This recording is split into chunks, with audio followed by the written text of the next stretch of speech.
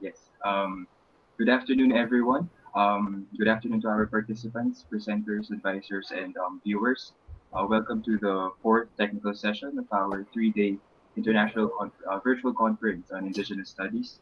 I would like to remind everyone to please mute yourselves to give a clear opportunity for our presenters to discuss their paper. Each presenter is given a maximum of 10 minutes to present their paper.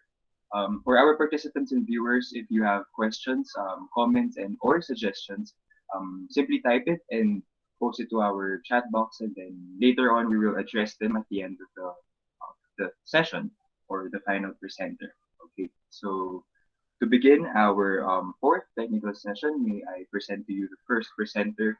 Um, the first presenter is an assistant professor and head of the Department of Political Science, Government General Degree College, Tehran, Nadia, West Bengal, India, with a paper entitled India's Linguistic Minorities, Democracy, Federalism, and Ethnicity.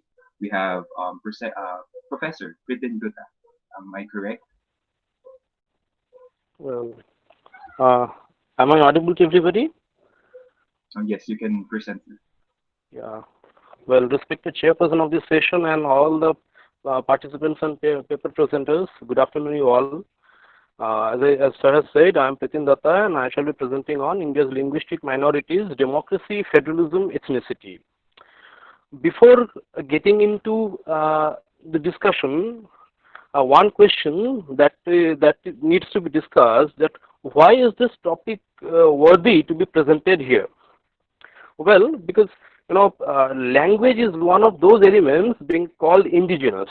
When we seek to know each other, we seek to know the identity of each other, any form of identity, be it religion, be it region, be it caste, creed, or whatever.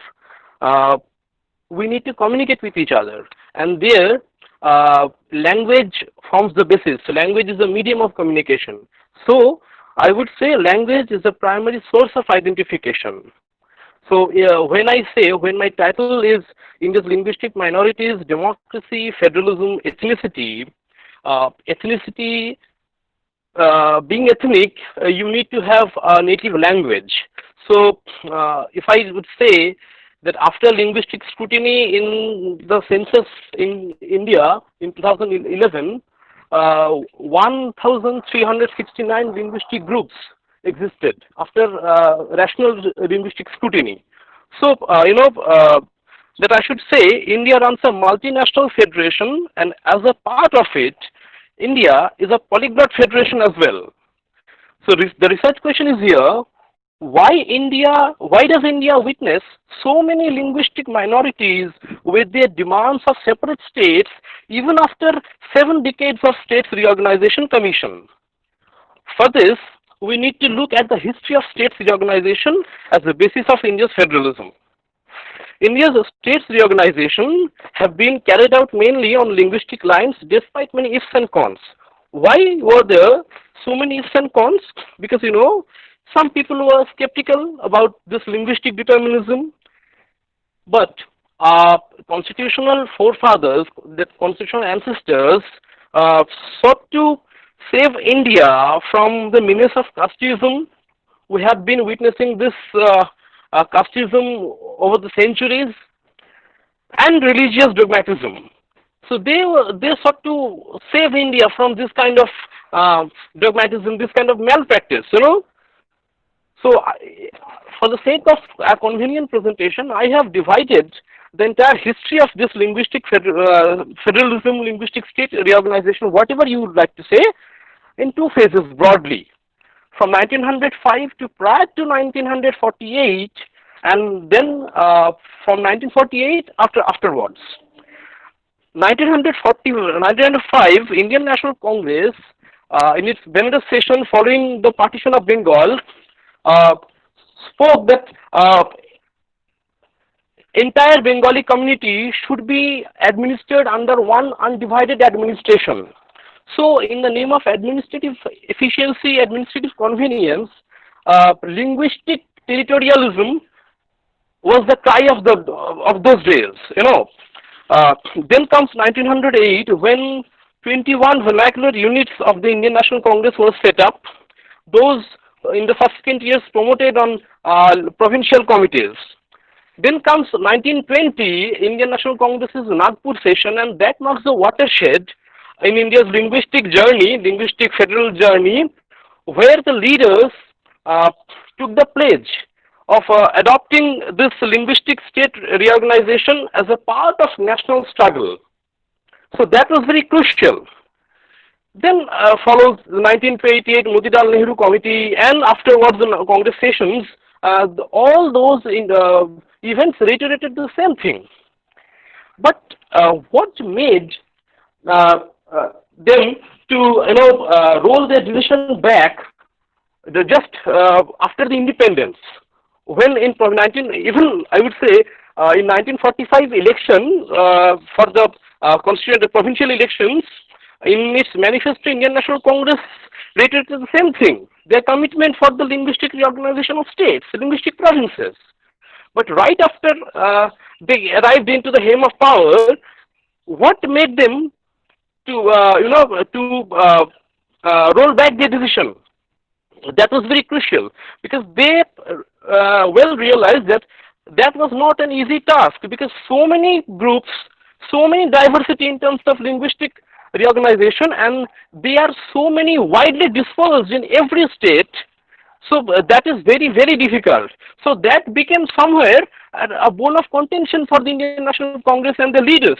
Especially if I talk about Nehru and Gandhi, they were the foremost champion of linguistic reorganization during 1920. And they took a U-turn. They had nothing to do with this. Of late they realized the difficulty of this linguistic determinism. Then comes after 1948, Dar Commission and JVP Committee and State Reorganization Commission. These all three are very crucial. As I said, Dar Commission warned that linguistic reorganization can be done, but we have to remember that with existing pocket corridors, it could be dangerous. Please kindly allow me to quote some portion of Dar Commission's report published in 1948 from page number 26.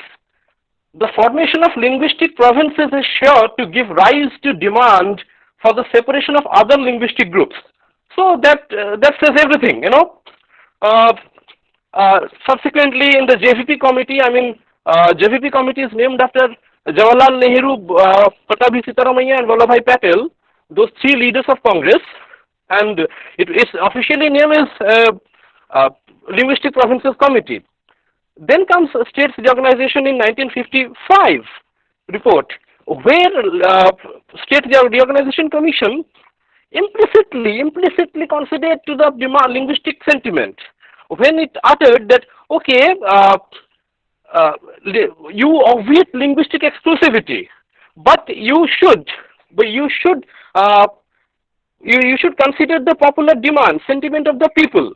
If some people need popular demand is there on the basis of linguism, then you can't help it. You need to concede to it. So afterwards, the subsequent developments witnesses such consideration. If I say, just allow me, sir, how much time I have? Hello? Hello, sir. You still have 3 minutes. Okay, sir. I'm just going to conclude. Okay. Okay. There are one data from the census report of Government of India, language census, of course, in 2011. That was the last census in India. Karnataka and Maharashtra, these two states, have 33% and 31% linguistic minorities. If I take Maharashtra as a case study, I would say the former Bombay province was bifurcated, and afterwards Bombay was incorporated into Maharashtra as its capital, and Bombay and Gujarat was divided, bifurcated on linguistic basis. Afterwards, Maharashtra still have 31% linguistic minorities. So this is the problem. The diversity, this diversity is not the problem. If diversity is the problem, dispersion, the design of dispersion is the bigger problem in India. All right. So I would say I would come to my findings that linguistic territorialism has been reduced to a linguistic majoritarianism in India. Uh, Therefore, new minority emerged with new demands of separation. Indian federation is deficient or it is inadequate in non-territorial power sharing. India is not only diverse, its diversity is widely dispersed, as I said earlier. So I have some, I'm seeing some way out if I look at the roads of, if I roam into the roads of comparative federalism, the constitutional democracy. Belgium has been a success with its multiple linguistic groups with by way of non-territorial representation along with the territorial representation, non-territorial representation, so that those who are not sons of the soil, they do not feel underrepresented, they do not feel deprived, and so therefore they do not need to raise their voices in support of another state of their own. So yes, it is too early to comment that yes, it will solve the entire problem because diversity is huge in India. But yes, we can move on. We can have a trial and error method with constitutional democracy. With this, I would like to conclude and thank you all for giving me the opportunity to speak. Thank you, sir. Thank you very much, Professor Duda. That is a very enlightening discussion. So if you have questions for the participants, you can just type it and we can address it later. So thank you, Professor Duda. May we now move on to our second presenter. The second presenter is an assistant professor from the Department of Education, Dane College, Assam, India, with a paper entitled Academic Achievement of Female Tribe Students of Secondary Schools of Kamrup District, Assam, in relation to intelligence. We have Professor Atul Chandra Baro. Professor Baro? Good afternoon to everyone. Am I audible, sir? Yes. Okay, thank you, sir. Good afternoon to everyone. And my topic is academic achievement of female tribe students of secondary schools of Kamrup District, Assam, in relation to intelligence. In my paper, in the part of introduction part, I'll mention already I have discussed about the concept of academic achievement. So I'm going to now, right now, I'm going to just only to mention the concept of academic achievement. So education plays an important role in harmonious development of the students, which uh, and academic achievement refers to the level of success attained by the students in the scholastic or academic work or in the curricular activities or curricular subjects prescribed within the syllabus. In brief or in short, academic achievement is the amount of information, knowledge, understanding, as well as skills derived from the classrooms. And again, academic achievement of the students is influenced by different factors like family, school, peer groups, school environment, intelligence, and social status, and so on. So in the words of Frank Crow, achievement is reflected by the extent to which skill or knowledge has been imparted to him. Second one is I have discussed about scheduled tribes. So scheduled tribe is an official designations given to various groups of historically disadvantaged indigenous people in India. And the term scheduled tribe is recognized in the Constitution of India, and the various groups are designated in one or other of the categories. The scheduled tribe comprises about 8.6% of of India's total population as per the census of 2011. In Assam, there are many scheduled tribes. They are Boro Kosari, Rava, Dimasa, Tiwa, Soronia Kosari, Deuri, Sunal Kosari, etc. Again, Kamrup district of Assam. Kamrup is one of the districts of Indian state of Assam, which has two civil subdivisions like Kamrup Sodar subdivision and Rongya subdivision. I have already discussed about the review of written literature, and I have given uh, four review of written literature done by the investigators earlier. And the next step is statement of the problem. Statement of the problem is the topic is academic achievement of female tribe students of secondary schools of Kamrup district Assam in relation to intelligence. In operational definitions, I have discussed academic achievement. Just I'll discuss about the contextual definitions of academic achievement and intelligence and also scheduled tribes or female tribe students. Academic achievement, in the present study, academic achievement refers to the percentage of marks obtained in aggregate by the female tribe students of secondary schools. That is, they are the students of class 10 of Kamluk District Assam in the final examination of class 9 held in 2019. Second one is intelligence. In the present study, intelligence refers to the general mental capability or ability of the female tribe students of class 10 of Kamluk District of Assam, and it is interpreted as the score obtained in the group test of intelligence and developed by the Dr. J.C. Ahuja. Next one is scheduled tribe students or female tribe students. In the present study, the female tribe students refer to those girl students belonging to Boro and Sorina Kosari communities who are studying in the class 10 of Kamluk district of Assam. Next part is significance of the present study. The sole responsibility of the school or any educational institution is to promote all scholastic growth and development of the students. Most of the female students, particularly of backward areas, are lagging in the field of education due to different factors like poverty, illiteracy, and ignorance of parents, unsuitable curriculum of education, etc. In the rural areas, even today, the school-going female students have been engaged with the earning activities so that they can help their own families in place of receiving education. Hence, they have been deprived of education. Still today, the Assam government has taken such initiative steps for the upliftment of women education by providing various concessions like free tuition fees, stipends, scholarships, and other facilities. Though the female students, especially in rural areas, have been getting these facilities for their education, but they are unable to compete with the male students. So academic achievement of the students is greatly influenced by their intelligence. Lamar, research scholar, and next one is Sondra and Azimuddin revealed that intelligence and academic achievement were positively correlated. Again, it has been found from the studies done earlier that academic achievement of the students is greatly influenced by the several factors like intelligence, anxiety, socioeconomic status, motivation, and so on. It is evident that there is a difference in academic achievement between urban and rural female students. Hence, it claims a deep study in the field of academic achievement. Therefore, in the present study, it has been attempted to study on the academic achievement of female tribe students studying in secondary school in relation to their intelligence.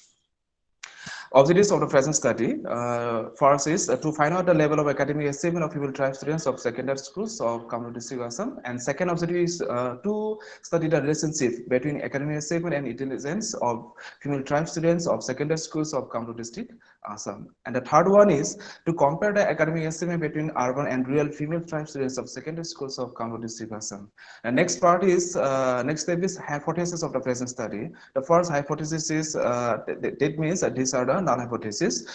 First null hypothesis is there is a significant correlation between academic achievement and intelligence of female tribe students of secondary schools of Kamluk district Assam. And second null hypothesis is there is a significant difference between urban and rural female tribe students of secondary schools of Kamluk district Assam in relation to academic achievement. Delimitations of the present study. The present study has been delimited to the female tribe students of class 10 of provincialized and private secondary schools under the Board of Secondary Education Assam, that is SEBA of Kamluk district of Assam. The present study has been delimited to secondary schools of Rongya subdivision of Kamluk district Assam.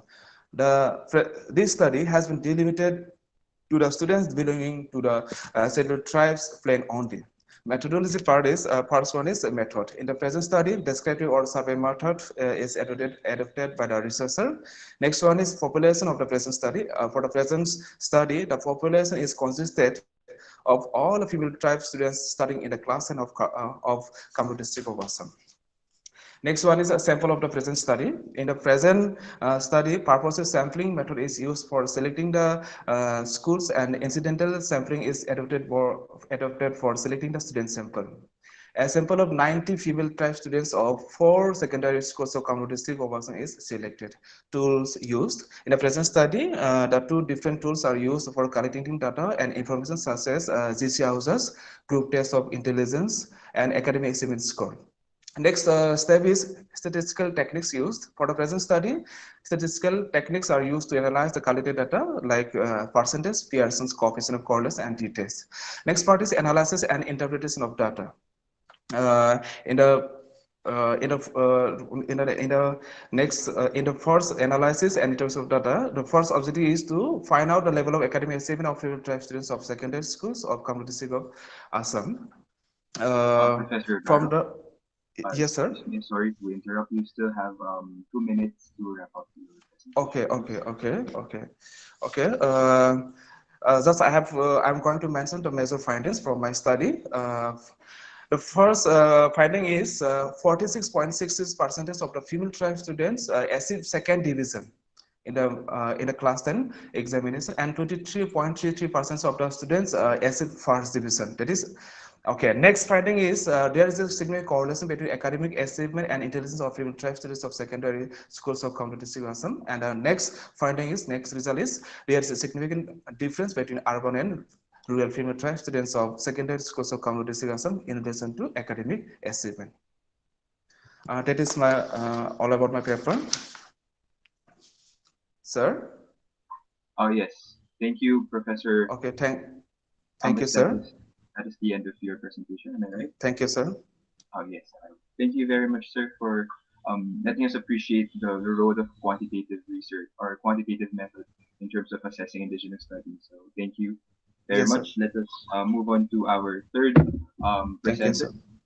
The third presenter is an assistant professor of English from the MSM College, Kayamkulam, Alpuza, Kerala, India, with a paper entitled Reclaiming Identity and Constructing Metaphors of Indigenous Origin, Koshareti, am I right? Or Kokareti, as a reflection of indigenous people, culture, life, and style.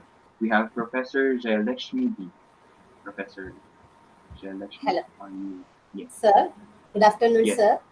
Good afternoon. You can begin now, ma'am. Sir. Respected chair, dear participants, other presenters.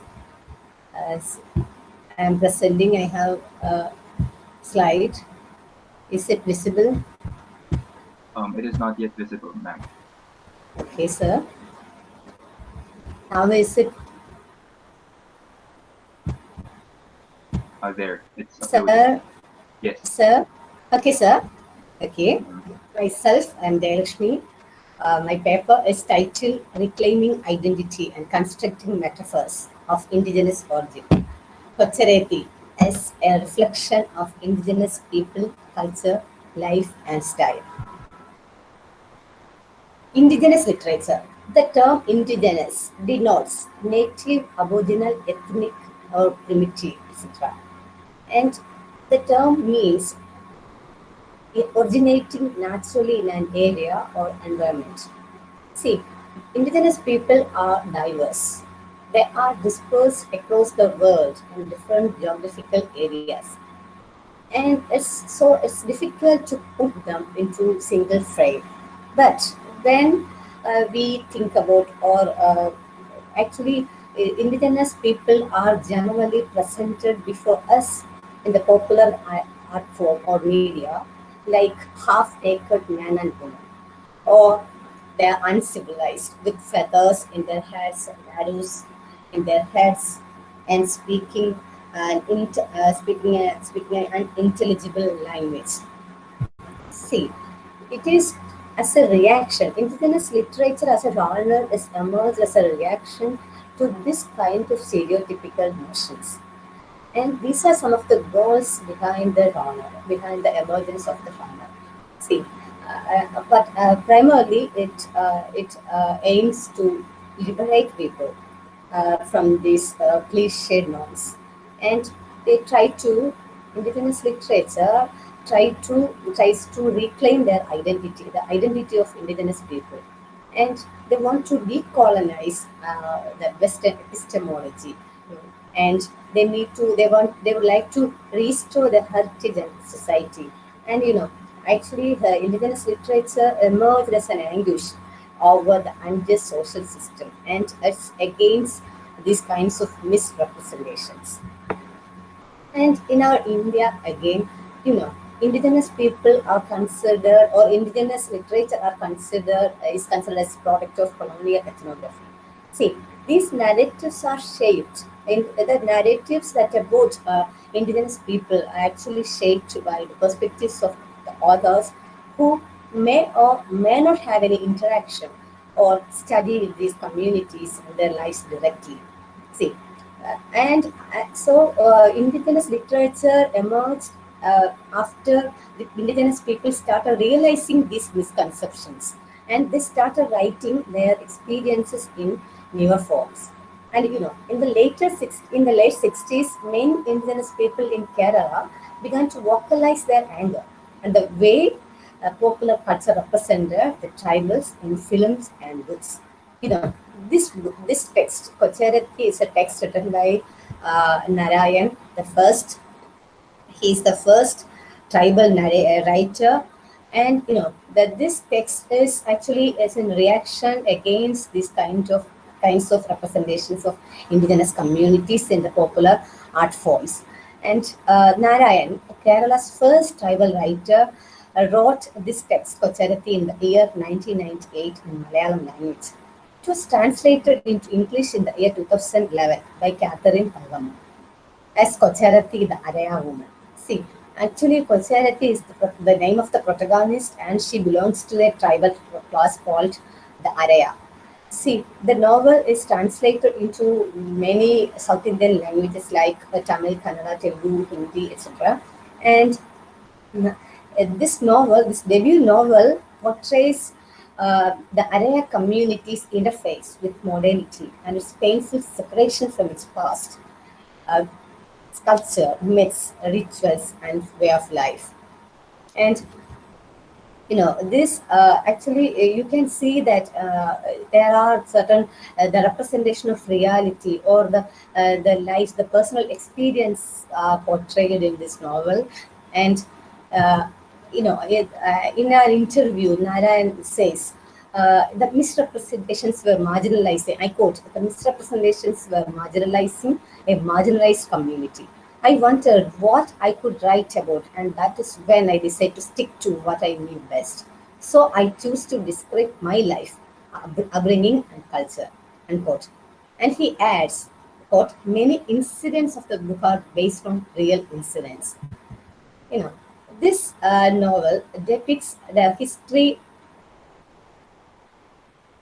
history, traditions, and sufferings of the tribal community that lived in the mountain folds of the Western Ghats in the early 20th century through the lives of Kunnipennu and Kochirama. See, these are the characters, these are the central characters of the novel, and it shows the Malayalam community's affinity with the nature and the ecosystem of their habitat and how they are tricked out of their lands. Narayan uses third person omniscient point of view, almost like a descriptive novel, to bring what you call the shades of nativity, and he describes the thoughts and feelings of all the important characters in a realistic way.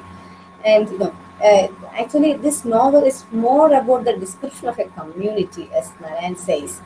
I quote, I begin to write the novel drawing on my childhood memories, my grandfather's stories, and the rituals that he performed. The title came much later. And in this novel, we can see that the rituals, traditions, myths are all disturbed with the erosion of the what you call the tribal lives and their and their holy communion with nature is what you call is shattered, and there is an immense need. They feel a kind of need to recognize their deep anguish that they experienced, that is the separation from their language, their ethnicity, their taboos, myths, and all. And time has come to make their untold saga told loud before public. That is what this novel is. And the exploitation of their lives in the name of progress leads them actually nowhere. And I quote, this is also a quote by this writer.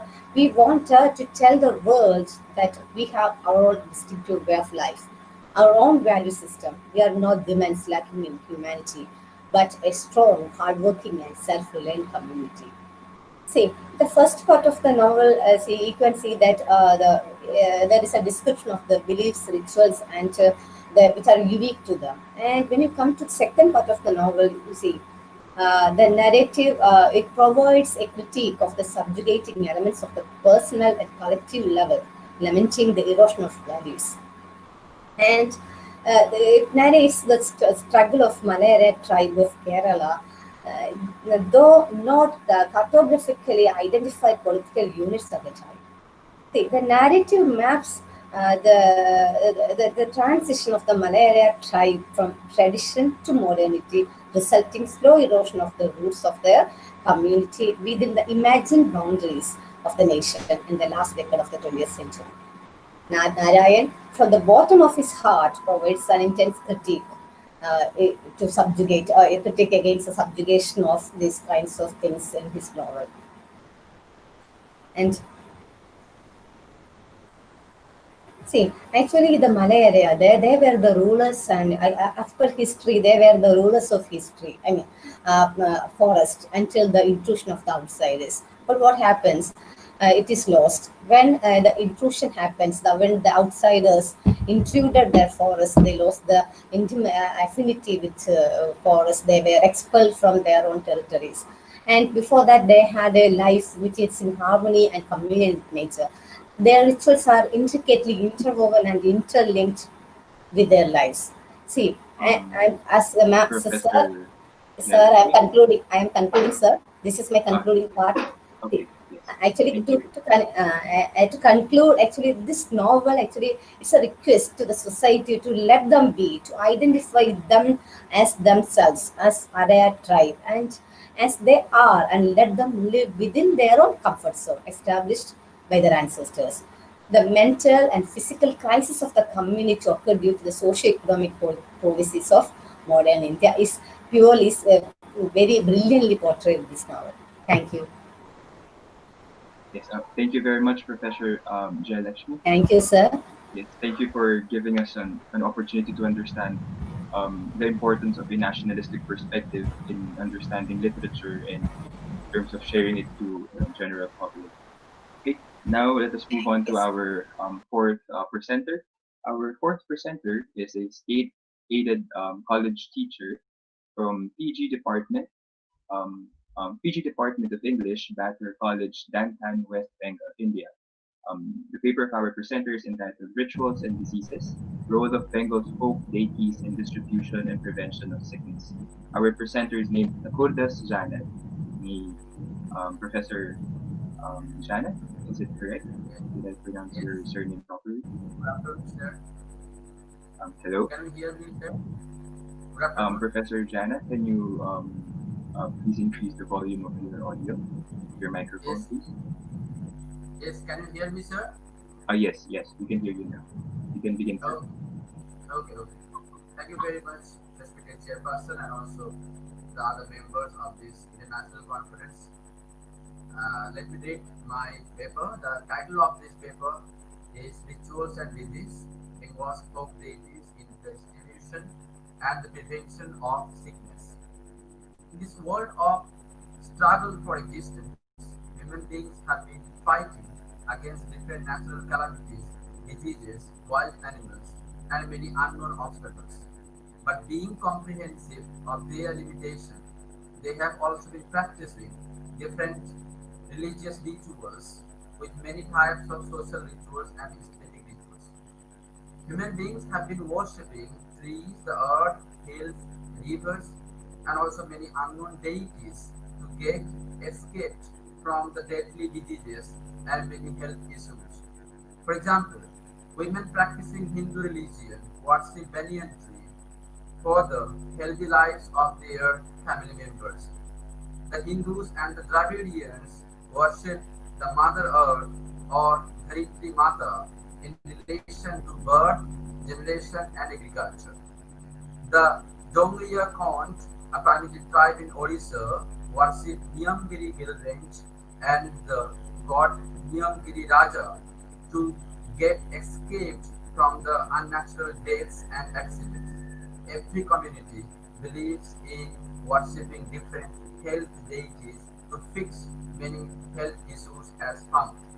Like the different parts of the world and the different communities living in the different parts of the world, Bengal has also been practicing different religious rituals with the belief of being cured of diseases and many health problems.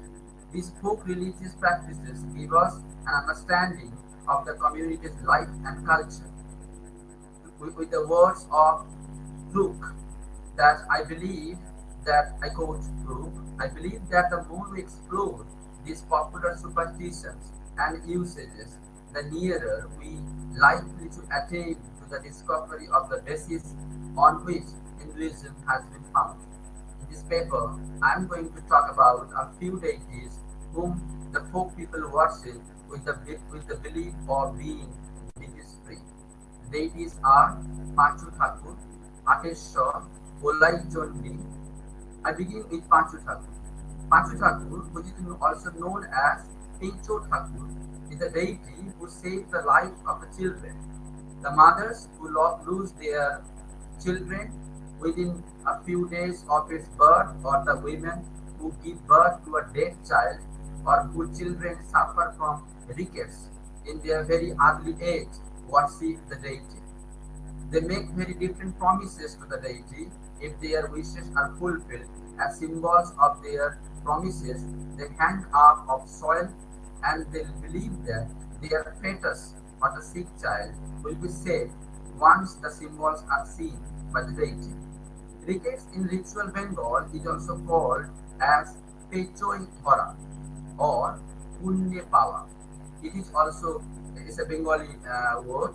It is also found that some parents follow the deity until the deceased child becomes 11 years old. Until then, its hair is not cut or shaved, and the child wears an iron ring locally called dakko at its feet as a safeguard.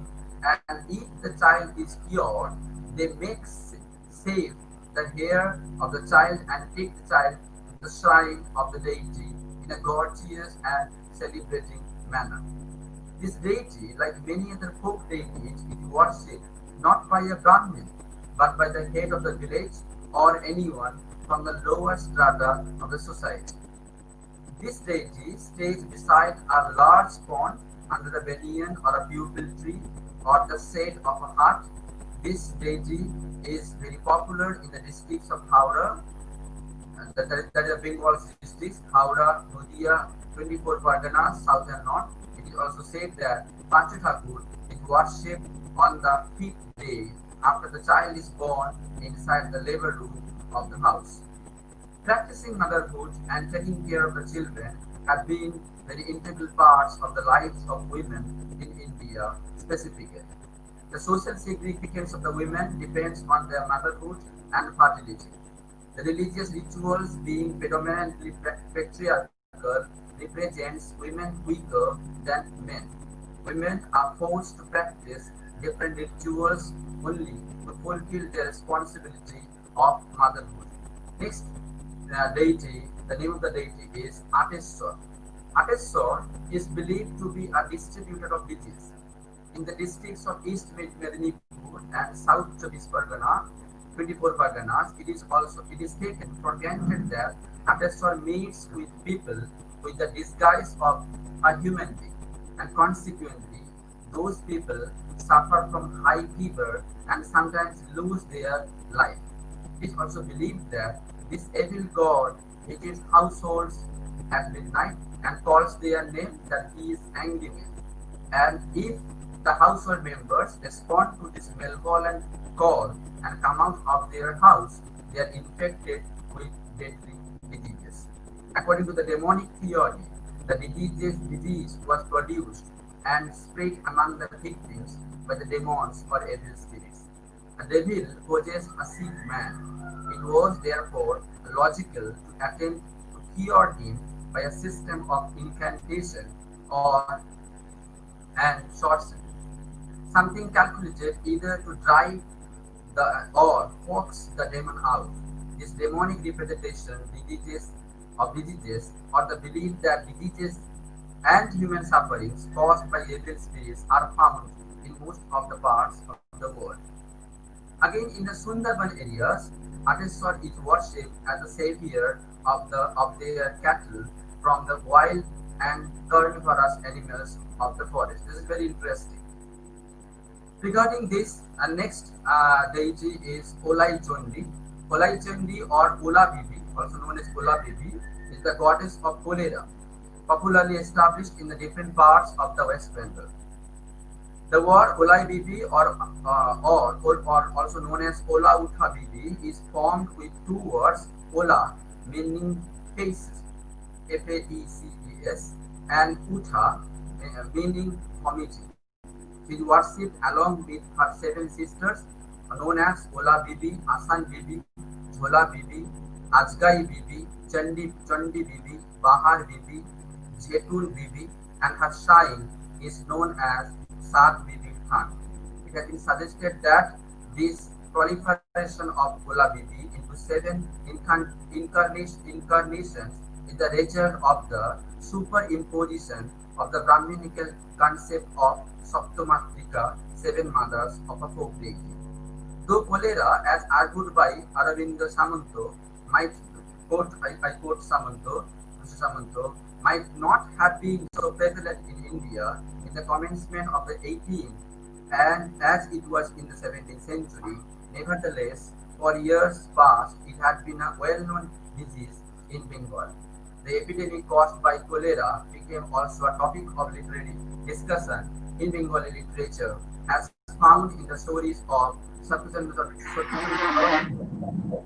and also in Tarashankar Bandyopadhyay's novel specifically. The name of the novel is Arambho Niketan.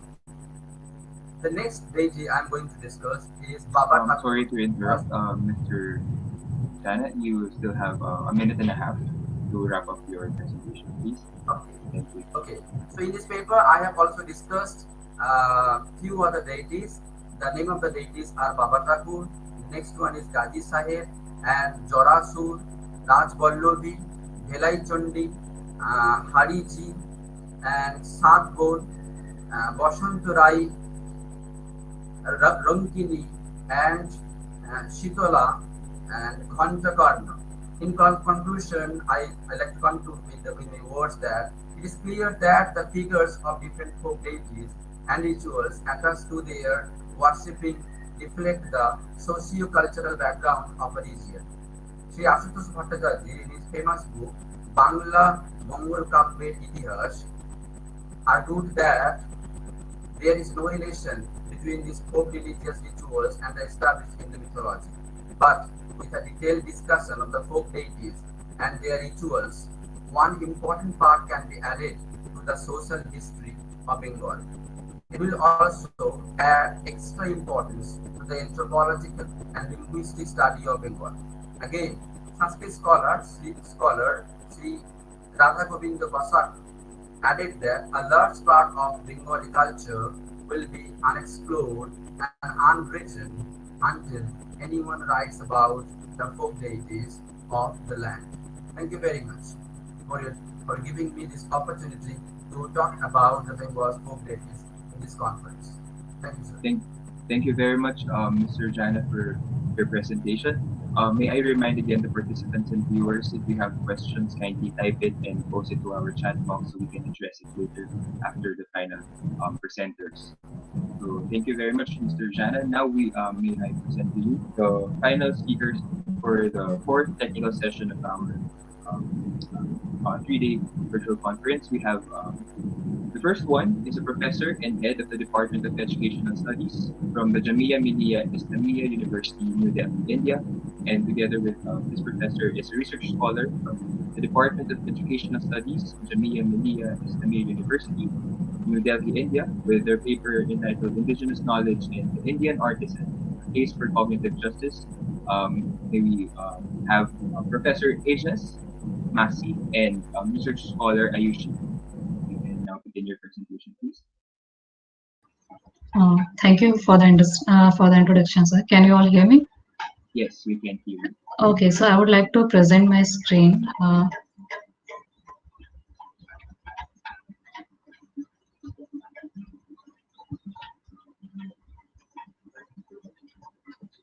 Okay, I hope you can see the presentation PPT. Yes, it is loaded. Yes, there you go. Yeah, thank you. So I'll start by giving the definition of indigenous knowledge. Indigenous knowledge is the knowledge which is viewed within the ecology of a group of people who are bonded with some common cultural and social ties. And as opposed to theoretical knowledge, indigenous knowledge is knowledge which is represented through procedural and experiential nature instead of uh, uh, uh, theoretical background. So, in India, indigenous knowledge is can be witnessed through unorganized sector, and within unorganized sector, we have a handicraft industry. Uh, though, so a lot of it represents the handicraft industry represents the culture and heritage of India, and the livelihood of a lot of people depends on it, and it is also very inherent part of their day-to-day life and their culture. So why do we as the educationists or pedagogues we need to be concerned with the topic of indigenous knowledge? So the idea is because in 2005, in a national curriculum framework, a position paper called Work and Education, it informed us that 93% of the workforce in India are engaged in unorganized sector. So it tells us that a lot of students who are coming to the schools are coming from households which are engaged in some sort of manual work like pottery making, sculpture making, right? So we need to incorporate the experiences and the skills of those students in order to make education relevant to them, instead of dismissing that experiential knowledge as not relevant to the standardized knowledge which is usually propagated by the schooling system. So the theoretical framework that I've used in this paper is the term cognitive justice, which is coined by Indian anthropologist Shiv Vishwanathan, and which is further elaborated by Audra Hoppers. So the concept of cognitive justice tells us that all forms of knowledge are valid and they should coexist in a dialogic relationship. So instead of treating indigenous knowledge as something which is stagnant and which treating it as a categorical or catalog of knowledge or just content of knowledge, we have to see it as a process of inquiry like any other knowledge system, and it is valid in its own regard without having to compare it with Western sciences or any other form of knowledge system. So the question that is raised in this paper is how can advancement of teaching and learning be informed by dialogues between culture and indigenous knowledge systems? And for this, I've done my fieldwork in a place called Bagru and Sagner, which are close to Jaipur, Rajasthan. And the target group for this fieldwork was a community of artisans called Shipa community, who have been doing the work of block printing since last 300 years. So they are known for making natural dyes out of biodegradable products like pomegranate rind, and it's all organic and it's very environment friendly. So I can show you this clip of block printing work being done in Bagro. So as you can see, this work involves the use of these wooden blocks, which have some designs on them, and one by one, the artists they print the designs on this long sheet of fabric, and it's a very time-taking process, and it requires a lot of manual work. So these are some of the example of wooden blocks which are used in this work, as you can see, and these are some of the prints which are made during the with the blocks. So coming back to the discussion of how this work is related to formal education, so after watching this work for hours and hours and talking to a lot of artisans in this area, I've realized that it has a lot of educational potential because it can serve the experiential basis that is already a part of the knowledge system of people who are coming in from this area, the children who are coming from this area. It can be used as the basis on which, as the background knowledge on which we can build the formal education. So I've tried to synthesize some of the areas which can be enriched with the examples and the stories of this kind of work, block printing. So the first knowledge which is most useful in this work is the knowledge of resource management and sustainable development, because they have been doing this work for 300 years. They use natural dyes. They have been taking care of the environment in whatever extent that is possible. So we have to give them credit for that. And even still, with the competitive market that we have of fabric printing, they have been trying to, I mean, even when they have shifted to synthetic dyes, they have been trying to get rid of synthetic of dyes which are, uh, not good for the body. So azo-free dyes is something which they are trying to incorporate in their work. And the place faces heavy shortage of water. And in the present time, a lot of industries involved in printing work is facing the threat of being shut down because the chemicals which are used in them are causing pollution to the water sources. So they have been demanding for water treatment supply, but that is something which has come from the government and the higher authorities. And a lot of people there, because Rajasthan can no longer produce indigo on a bigger scale, they have been trying to revive the whole cultivation of indigo farming in Rajasthan so that they can no longer have to depend on synthetic indigo. Right. So all these examples show that work like in block printing, it involves a lot of creativity when it comes to, optimizing resources and also taking care of the bigger issues like climate change and environmental degradation. And this work is also associated with the history and heritage of India. So block printing has always had affiliation with the royal families of Rajasthan, especially the Rajput families. A lot of Savnari printers used to make fabric for royal families. So you can even see in the print and the motifs that they use, the quality of fabric and the designs that they use, how it tells the story of Rajasthan and its the kingdoms that have been ruling Rajasthan in the past few years. So apart from that, Suraj Titanwala, a chippa printer from Bagru, he has made an entire museum of textile, and it tells the story of block printing from very beginning when all everything was manually done, including making colors from the scratch. So anyone who is interested in textiles or handicraft of India can learn a lot from this museum. And again, this block printing has a lot to offer to tourism industry. Instead of doing tourism in a very traditional way of sightseeing, it can a lot of artisans have been inviting foreigners and fashion designing students to come and learn block printing through local artists. So it obviously has a lot to offer to tourism also. Now, this work, like a lot of other handicraft industry in the country, it can be used as a platform to discuss issues of caste, class, migration, and political institution. So it was traditionally a caste-based work, but in the present time, a lot of chivas are no longer doing this work because of a lot of reasons. So there's a lot of influx from people from other regions and other communities who are trying to learn this work and do it for their livelihood. So it does delve into the issue of migration. And when it comes to discussion about political institutions, citizenship, we see people, artisans who have been struggling to demand government and higher authorities for more. They have been demanding water treatment facility, craft facilitation centers, and reduction of revenues. So after a lot of struggle, they succeeded in getting a geographical indicator. Sagneri block print have a GI indicator, which is a certification of quality.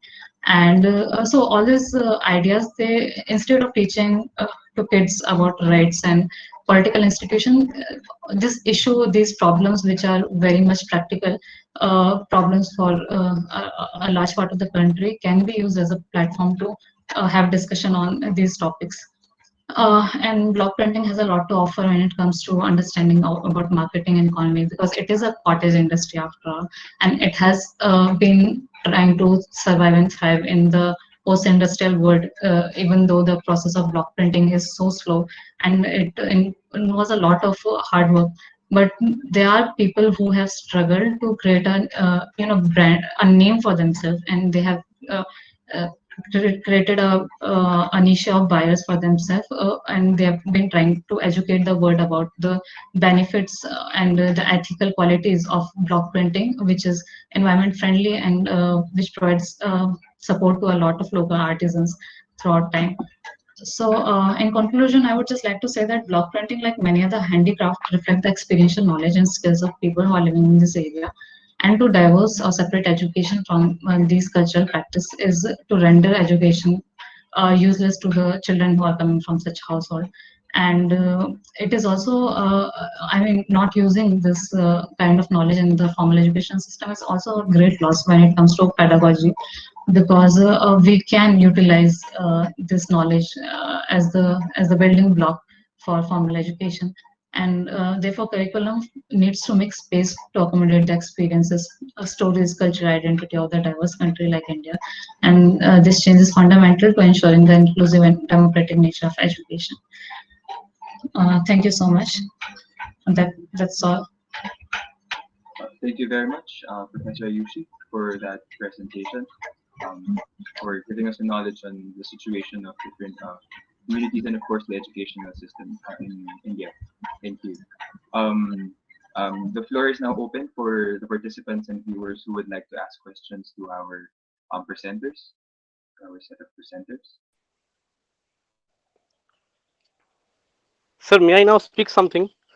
Yes, Professor Duda, it's okay. Yes. Well, thank you, sir.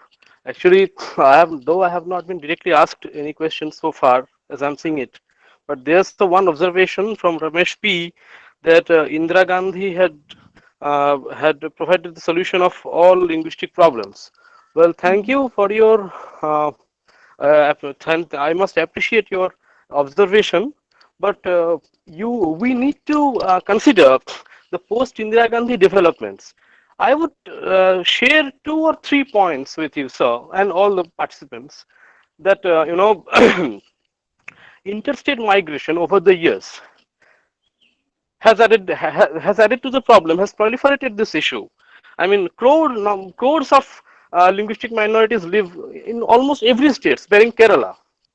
Uh, Two, your observation reminds me two special incidents. One is from Bhagalpur, Bihar, where one Bengali library is not getting funds because provided they have been imposed a condition that if they seek funds, then they have to purchase Hindi books. Number one. Two, in Darjeeling hilly area of northern West Bengal, uh, there's a prolonged movement of Gorkhaland, Then few days back, when state government issued orders and introduced Bengali as an optional language in school curriculum in those areas, the tribals, the people of Darjeeling, those who support Gorkhaland movement, they come and they openly say that you can't forcefully impose Bengali upon us. Nepali is our language. We won't speak Bengali and all that. So linguistic dissensions still exist in states. This is a grave problem, and I think mere territorial issues won't give us a durable solution in the near future. With this, I would like to conclude. Thank you. Thank you very much, Thank you, Professor. sir. Yes, thank you for that clarification. I would just like to summarize the points of our presenters to help out the participants to curate or to craft their questions. The first one is given by Professor Duta, and I think one of the most salient points that I got from the presentation of Professor Duta is that the diversity is not the problem. The problem is the diversity of problems, and that should be addressed by the government and different linguistic minorities who are forced to change the way, who are forced to follow a specific language structure, a specific language rule, and that needs to have, and these linguistic minorities should have, and of course the mainstream public should have historical background and acknowledgement of the polyglots, especially that India, same as the Philippines, is a very diverse, a country with a very diverse set of languages. The second one is given by Professor Atul Chandrabaro, and it is about the case of female tribal students and the impact of their ethnicity, their gender roles, their personal motives, their academic achievements, and the difference of urban and rural conditions or lifestyle in assessing their intelligence. The third speaker is a very enriching one in terms of indigenous literature, is given by Professor Jayalakshmi B, which talked about Kokhareti, if that's correct, and as a historical and anthropological text written by Narayan as a site of resistance in literature, how it is very important, and how indigenous studies is important also in reclaiming identity, culture, lived experience, and the representation of indigenous people's narratives for a well-researched text for consumption of general mainstream public. The fourth one is given by Professor Takurdas Jana, if I'm right. Takurdas Jana. It's about rituals and practices that are connected to deities and how deities are symbolic in terms of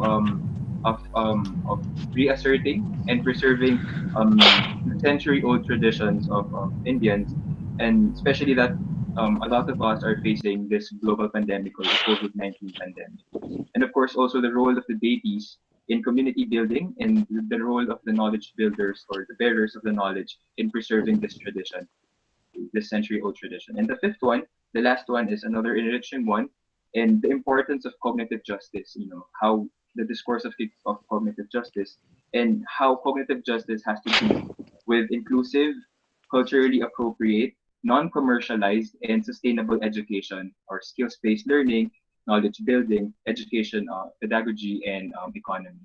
So that's very enriching all of these presentations. We have are there questions from our participants and viewers?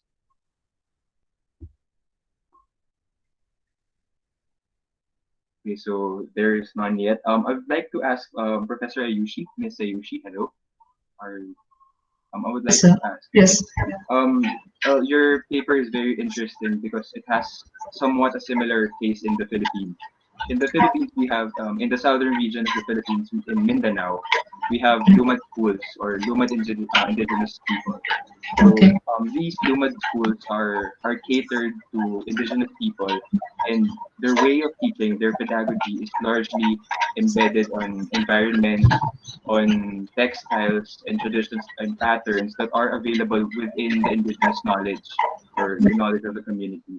However, in the case of the Philippines, and a lot of the Filipinos are aware of it, the Lumad schools and the Lumad curriculum is facing such a challenge. I'm sorry, is facing challenges because they are viewed as a non-traditional or a non-mainstream kind of education. I would like to ask if there are schools in India who are also facing these kinds of challenges that the general public is not accepting it as the real education or the type of learning that we should all um, follow or we should all observe.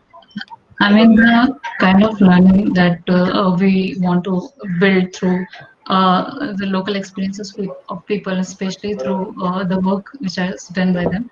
There was already a system of education which was suggested by Gandhiji, Mohandas Gandhi, back in the day. It was called Nai Talim, and the idea of Nai Talim or basic education system, which was introduced around even before independence. The idea was that we should teach students some craft work, and through that craft, like spinning of wheel and making cotton fabric out of the plant, we can teach them about basic numeracy and literacy. And so he talked about correlation between work and pedagogy. But in the current time, it has, whenever we talk about skill based learning, we reduce it to employment. Which should not be the case, because then we are not really seeing the relationship between hand, head, and heart, which he suggested in that way. So even at present, there are a lot of schools which work on the philosophy of Gandhiji. There are some schools which are present, Gandhi ashrams, which are present in Gujarat, and there are some other schools like Rishi Valley schools. All of them, which they work on some philosophy of learning through environment. But at the same time, we see that this is not what really is being demanded by the mainstream client of education. So all these practices are in clustered ways called alternative schools. So they are kind of sidelined by the mainstream education system, and these are only done on experimental level. So definitely that problem is still persisting in India. Okay, thank you very much for answering. So Professor Barro, is it okay if I ask another question? Professor Barro, to Professor Atul Chandra Barro. Uh, Yes, sir. sir. Sir, I have a question with regard to your about the data that you've collated for your research. I'm very interested if these female tribal students have the potential to enter tertiary education or college or to enter the university, given that they have a better academic achievement, they have certain opportunities available to them. Are they open or are they given opportunities to enter the university or to enroll for tertiary education? Hello. Am I audible, sir? Yes, sir. My question is, are the participants that you have, the female tribal students, are they given opportunities to enter college or to study in the university? Yes, sir. Yes, sir. Yes, absolutely right, sir. If the girls are provided with facilities, hello, Hello, yes, sir. We can hear you. hello, Yes, sir. Yes. hello. Yes, we can hear you, sir. Audible, sir? Okay. So, I have studied on the basis of the collected data. Actually, I have collected the data mostly from the rural areas. So, mostly the rural area, the female tribe students of rural areas, even they are unable to compete with the urban female tribe students because they have to face many problems. So they are unable, and they are also unable to compete with male tribe students and also non-tribe students. So if they get the facilities, they have this, lots of potentialities and qualities. If they get the facilities, then they can also proceed. And they are able to access education to from secondary to higher level. Okay. Yes, sir. Thank you. Thank Sir, you very much, sir. Yes, thank you, sir. that's clear. That's clear. Are there questions from our participants and viewers? Sir, I have a question. Yes, please. Thank you. Yes, please, Miss Gayatri, you can continue. Uh, Jai Lakshmi ma'am, I have a question to Jai Lakshmi ma'am. Okay. Uh, Hello ma'am, you presented well. Thank you. My question is, you said that the novel articulates Narayan's anger, pain, etc. What kind of anger he expressed in his narratives? See, actually, here the anchor in the sense, indigenous people are actually they were suppressed for a long time. They were not suppressed, but they were silent. And Okay. they actually we have Dalit subaltern literature. We have another marginal post-colonial literature that speak about this marginalized communities, right? But Okay. this indigenous the literature that talk about that speak about this indigenous community are mainly done by the outsiders. See, so what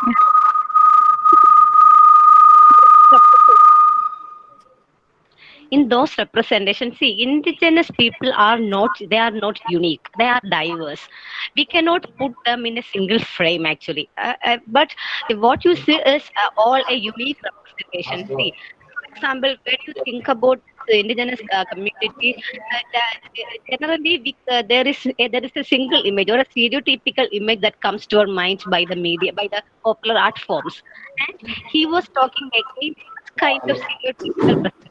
See, for instance, see, for example, what you say, there are different, different cultural, art, performance art forms are there. But they are interpreted by these viewers, by this the person perceivers by with literally. Actually, they are not they could not get into it because they are outsiders. They are not trying to learn it more. As such. And what they felt is that what they represent what they felt. So what they get from these kinds of performance art, or the lifestyle, the cultures, and everything related to this indigenous community. And that is why he says that actually this community is not represented well by the popular art form. See, that kind of that kind of feeling is what I meant by this anguish and his rage. Okay. See, hope Okay, I okay, okay, explained it. okay, Okay. okay, ma'am. Okay, Thank you. Thank you very much, Thank you, sir. Ms. Gayatri and Professor Jayalakshmi. Actually, I really also like the presentation of Ms. Jayalakshmi, especially in the perspective of media, how performance art, media, film, narrative, all of these storytelling are important in terms of educating the public with literature such as the Kokareti or Koshareti. Okay, so I think we have reached the end of our technical session. Um, Ms. Regine Silvas, I think this is there are no questions on the chat box, so this is officially the end of the fourth technical session of our three-day international virtual conference on Indigenous Studies. So thank you very much to the presenters. All of them were good and insightful. Thank you very much.